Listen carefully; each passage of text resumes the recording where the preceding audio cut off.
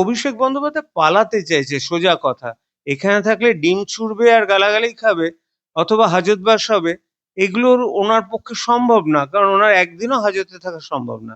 সুতরাং জাস্ট পালানোর বিভিন্ন মানে অজুহাত খোঁজা। 1,00,000 কোটি না হলেও 1,000 কোটি টাকা নিয়ে পালিয়েছেন, পালানোর চেষ্টায় আছেন। তবে এটা ঠিক, গত 45 দিনে শুভেন্দু অধিকারী যা কাজ করেছেন, আমি 100-তে অন্তত 99 দিতে বাধ্য। মানে এটা 2020-র মতো ঝোড়ো ইনিংস খেলছেন। আমি তো মনে করি ভারতীয় নাগরিক হিসেবে প্রত্যেকের একই মানে আইন হওয়া উচিত।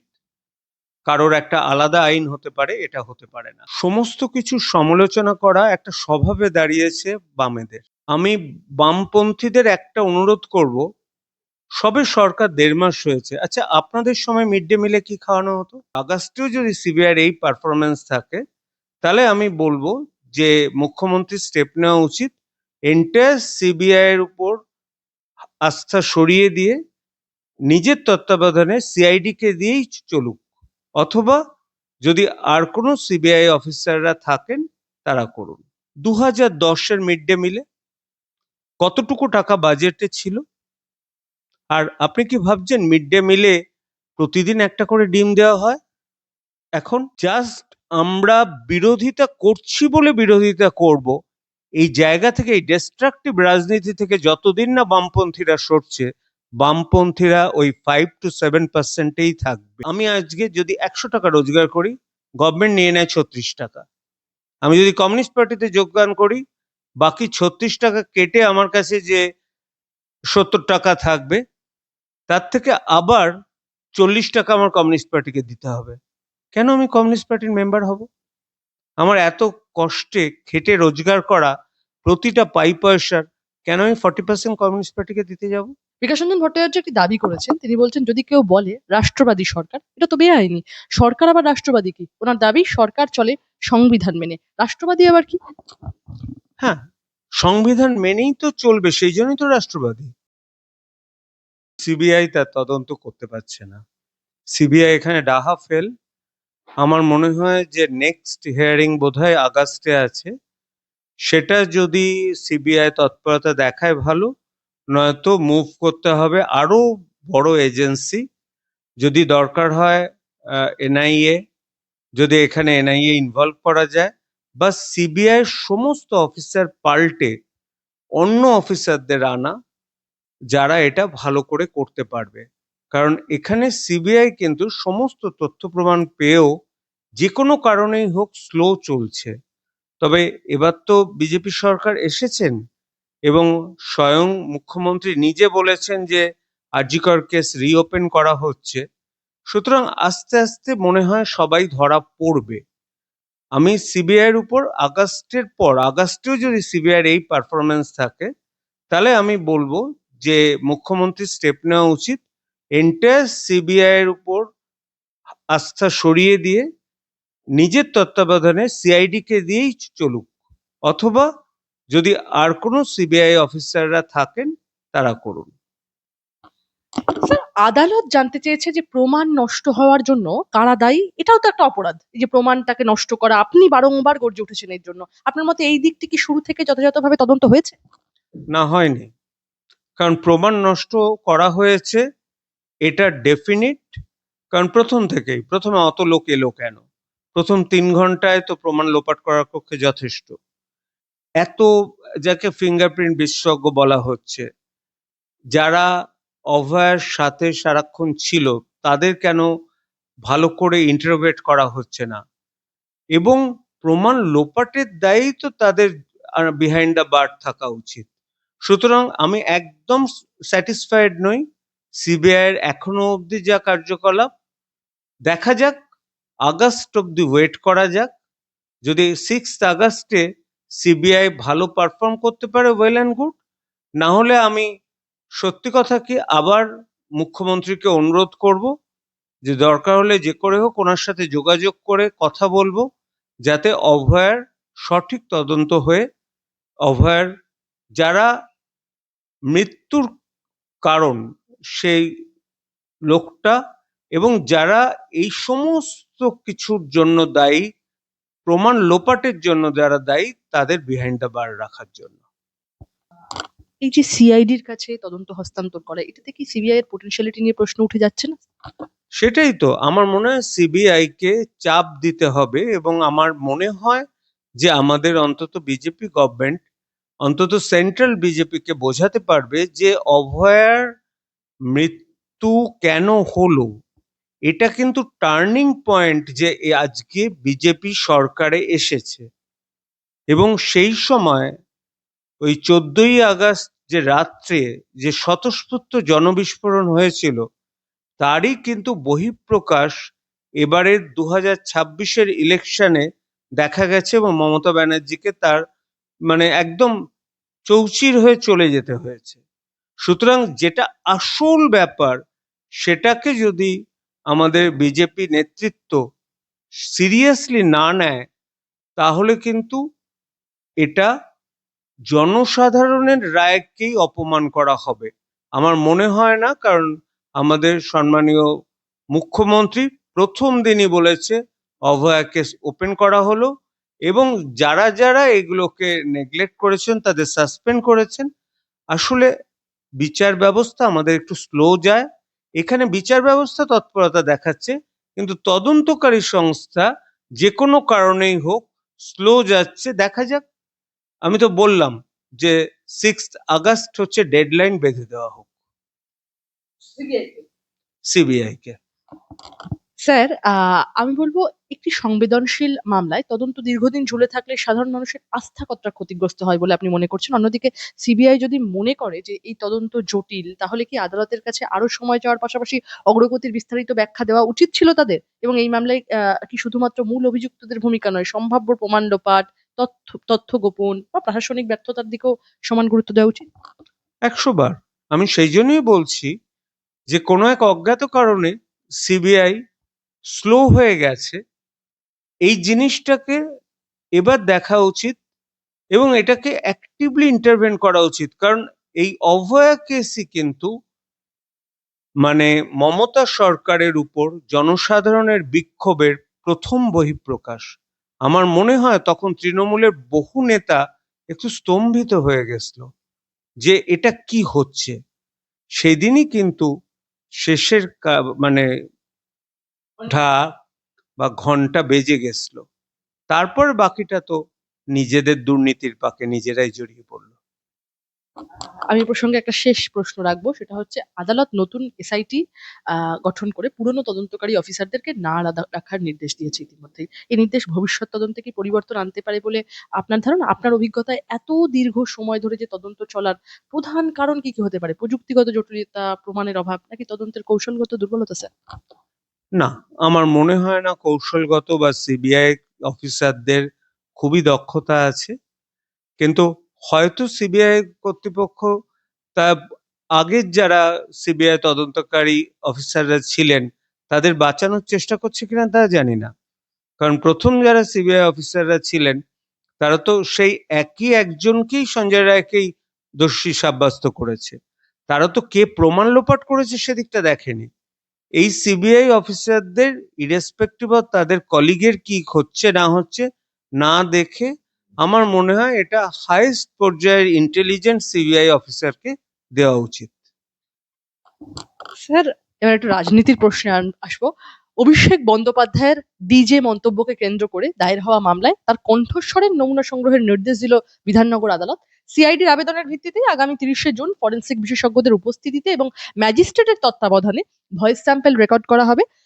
তদন্তের স্বার্থে এই পদক্ষেপ বলে জানিয়েছে সিআইডি আধিকারিকরা। যদিও কণ্ঠস্বরের নমুনা দিতে নারাজ অভিষেক বন্দ্যোপাধ্যায়, নিম্ন আদালতের নির্দেশকে চ্যালেঞ্জ করে ইতিমধ্যে হাইকোর্টে দ্বারস্থ হয়েছেন তৃণমূল সাংসদ। একটা প্রশ্ন উঠছে, স্যার, কেন এত ভয়? এর আগে চোখের চিকিৎসার জন্য তিনি বিদেশ যেতে চেয়েছিলেন, আদালতকে খারিজ হয়ে গিয়েছে তার সেই আবেদন। উনি কি পালাতে চাইছেন, কি বল? আসলে অভিষেক বন্দ্যোপাধ্যায়ের কোনো জনভিত্তি নেই। মমতা ব্যানার্জির জন্যই আজকে তৃণমূল উঠেছিল, অভিষেক ব্যানার্জির জন্য আজকে তৃণমূল ডুবেছে। এবং অভিষেক ব্যানার্জি নিজেকে অনেক বেশি চালাক মনে করে, কিন্তু আমাদের পশ্চিমবঙ্গবাসীর কাছে উনি একজন মানে এমন একটা লোক যে যে করে হোক টাকা চুরি করতে সাহায্য করেছেন। আমি এটুকুই বলবো, এটা কিন্তু জনসাধারণের রায়, শুধু আমার রায় নয়। আজকে যদি ভোট নেওয়া হয় অভিষেক ব্যানার্জি কিরকম, তাহলে বোঝা যাবে। মমতা ব্যানার্জি সম্পর্কে অনেকের রেসপেক্ট থাকলেও থাকতে পারে, যেহেতু প্রথম থেকে লড়াই করে উঠেছেন। কিন্তু অভিষেক ব্যানার্জি তো সোনার চামচ নিয়ে জন্মেছেন, এবং ওনাকে আগে 20 জন পুলিশ, পেছনে 20 জন পুলিশ, গাড়ির পর গাড়ি, একজন একটা সাধারণ এমপি হয়ে এতটা কি করে তার হয়, এখনো চার্টার্ড ফ্লাইটে যাতায়াত করছেন। এগুলো তো সবই আমার মনে হয় দেখা উচিত। আর সেকেন্ড প্রশ্ন, গলারটা উনি পসিবলি অভিষেক বন্দ্যোপাধ্যায় বলেছে, এটা তো আমার নিজের গলা, চেক করার দরকার কি? আমি যদি ভুল করে থাকি ধরিয়ে দেবেন। না, আমি একটা কথা বলবো যে এই চোখের চিকিৎসার প্রসঙ্গে আপনি তো স্বনামধন্য একজন চিকিৎসক শহরের।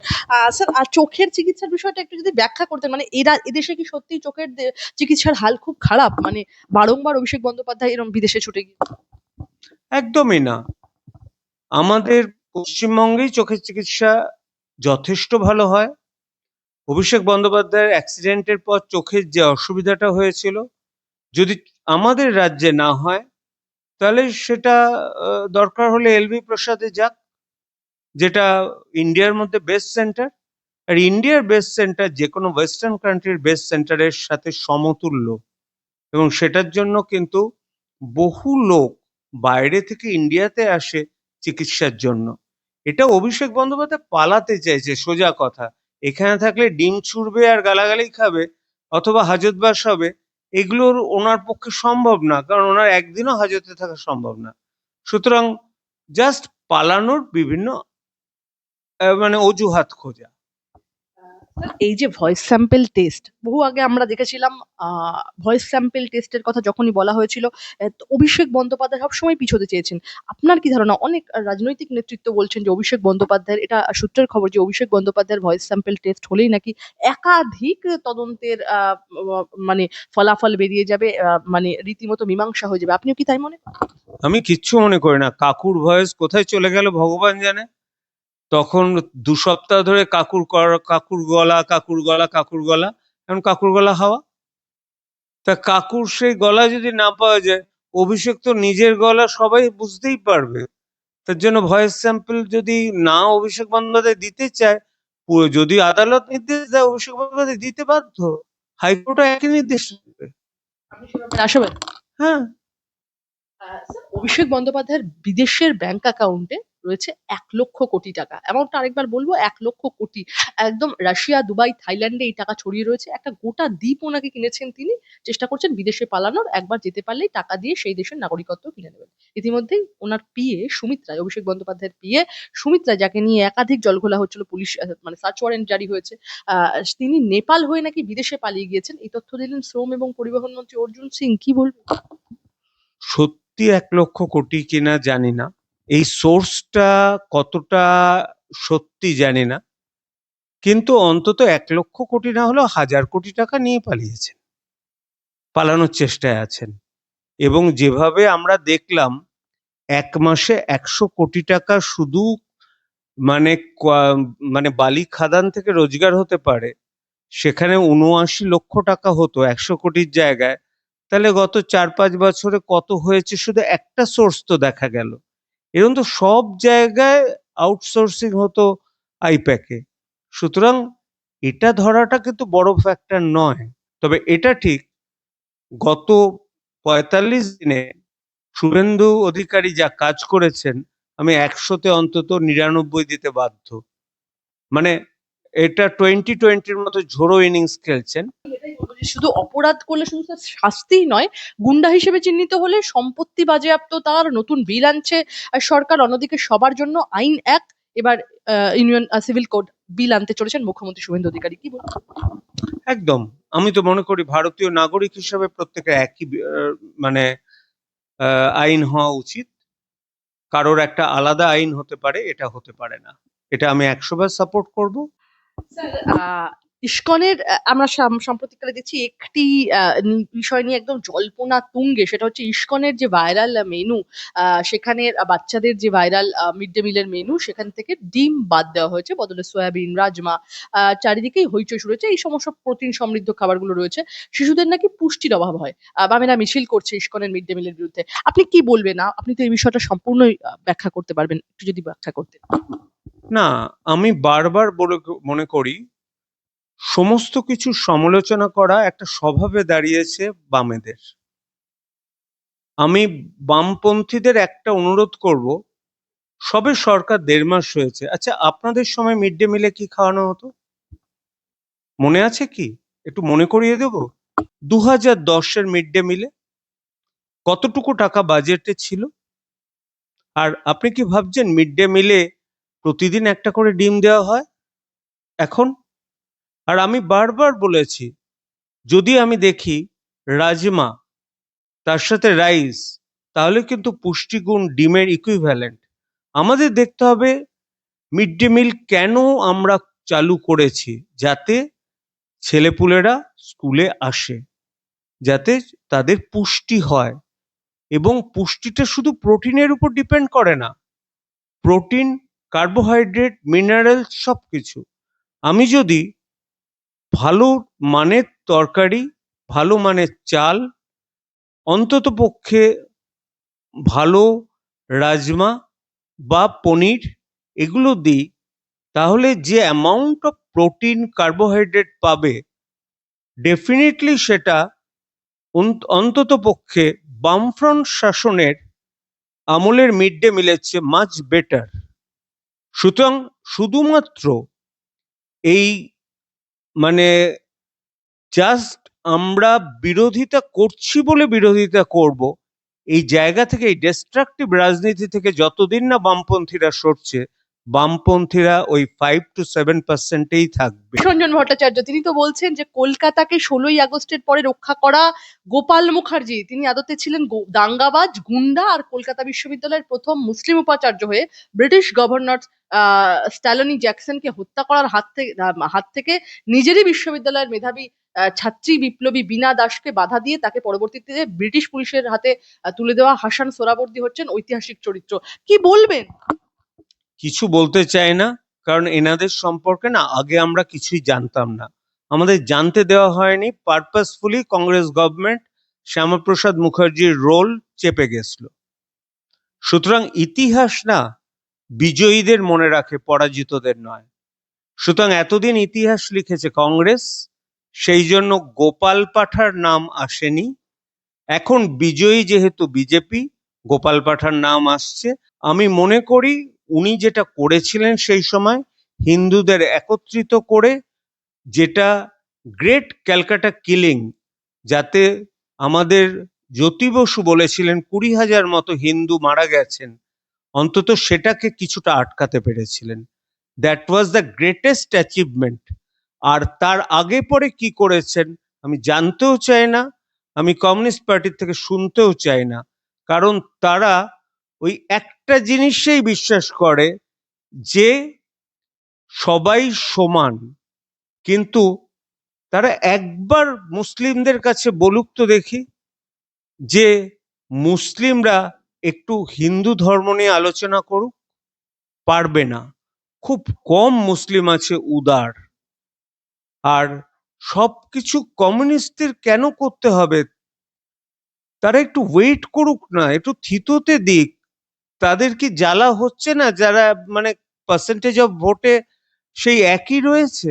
এত ভালো ভালো তরুণ থাকতো। কমিউনিস্ট লিডারদের বুঝতে হবে এখনকার কি need of the hour. Need of the আওয়ারের বাইরে চলে গিয়ে আপনি যত খুশি বক্তৃতা দিন, কখনো কিন্তু মানুষের গায়ে দাগ কাটবে না। আমি এটা বলতে পারি, এই মুহূর্তে জেনজি যারা আছে তারা কমিউনিস্ট পার্টিতে বিশ্বাস করে না। আমি একটা বলি, আমি আজকে যদি 100 টাকা রোজগার করি, গভর্নমেন্ট নিয়ে নেয় 36 টাকা। আমি যদি কমিউনিস্ট পার্টিতে যোগদান করি, বাকি 36 টাকা কেটে আমার কাছে যে 70 টাকা থাকবে, তার থেকে আবার 40 টাকা আমার কমিউনিস্ট পার্টিকে দিতে হবে। কেন আমি কমিউনিস্ট পার্টির মেম্বার হব? আমার এত কষ্টে খেটে রোজগার করা প্রতিটা পয়সার কেন আমি 40% কমিউনিস্ট পার্টিকে দিতে যাব? যার জন্য কমিউনিস্ট পার্টির মেম্বার হচ্ছে না। ওরা এখনো অবধি বড্ড স্নব, সোজা কথায়। যতক্ষণ না মাটির লেভেলে নেমে আসছে, মাটির লেভেলে কথা বলছে, সাধারণ লোকের কাছে গ্রহণযোগ্যতা পাবে না। আমি কমিউনিস্ট পার্টিকে ভালোবাসি বলেই আমি বলছি, আপনারা আপনাদের ভুল শোধরান, তবেই ভবিষ্যতে বিরোধী দলের তকমা পেলেও পেতে পারেন। স্যার, এই যে কথাটা বললেন আপনি, এই সমস্ত মন্তব্য যেগুলো বামেরা করছে, তার জন্যই কি আরো বিলীন হয়ে যাচ্ছে তারা?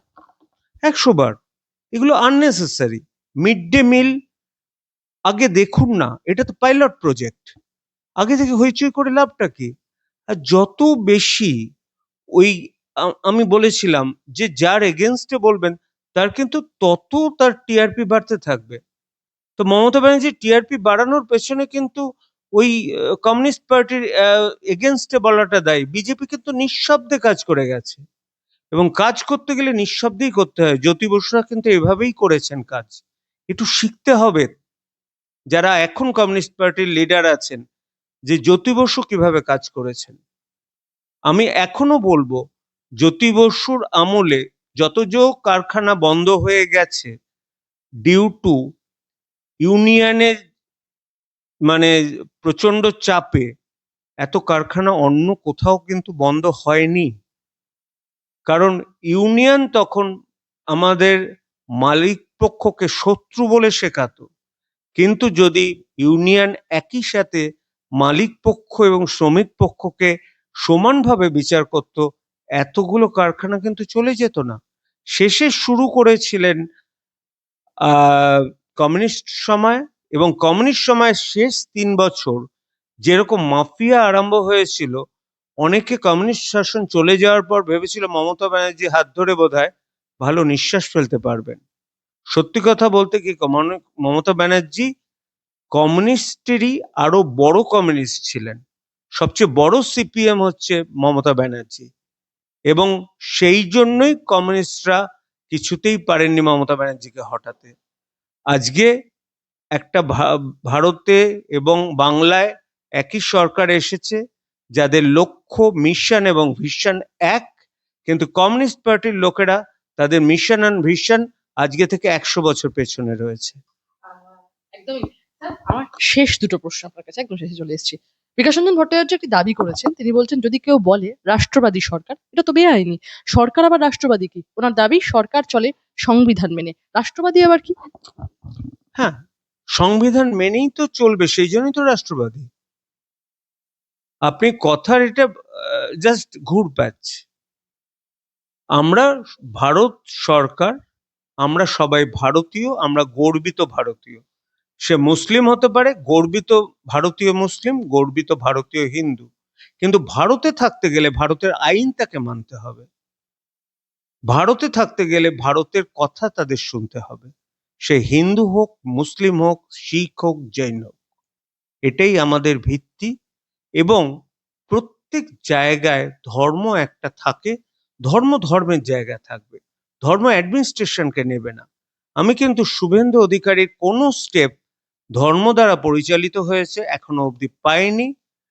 আমি বরঞ্চ বলবো অক্লান্ত পরিশ্রম করে চলেছেন বর্তমান সিএম, এবং যা কিছু এখন ঘটছে আপনি জেনে রাখবেন, গত 15 বছরের দুর্নীতি সরাতে অন্তত পক্ষে 1 বছর সময় দিতে হবে। একদমই। শেষ প্রশ্ন আপনার কাছে, আশা করি অনুমতি মিলবে। 5 জন লোক সঙ্গে থাকলেও ধর্মতলায় যাব। 21শে জুলাই নিয়ে আশা মমতা বন্দ্যোপাধ্যায়ের। পালাবদলের পর তৃণমূলের 21শে জুলাই সমাবেশ নিয়ে সংশয় থাকলেও কর্মীদের মনোবল বাড়ালেন খোদ তৃণমূল নেত্রী। না ভাবে কি? না, মমতা বন্দ্যোপাধ্যায় ডাকলে কিছু লোক তো হয়তো যাবেন, পুলিশ তার সাথে বেশি থাকবে, এটাও ঠিক। কিন্তু মমতা বন্দ্যোপাধ্যায় এখন অপ্রাসঙ্গিক। অপ্রাসঙ্গিক ব্যাপারে কথা বলে কি লাভ? এই মুহূর্তে মমতা বন্দ্যোপাধ্যায়ের কোনো প্রাসঙ্গিকতা নেই। তিনি বলছেন 21শে জুলাই 5 জন লোক হলেও যাবেন, তারপরেও বলবেন অপ্রাসঙ্গিক। হ্যাঁ, মমতা বন্দ্যোপাধ্যায় কিন্তু অপ্রাসঙ্গিক বাংলার রাজনীতিতে এই মুহূর্তে।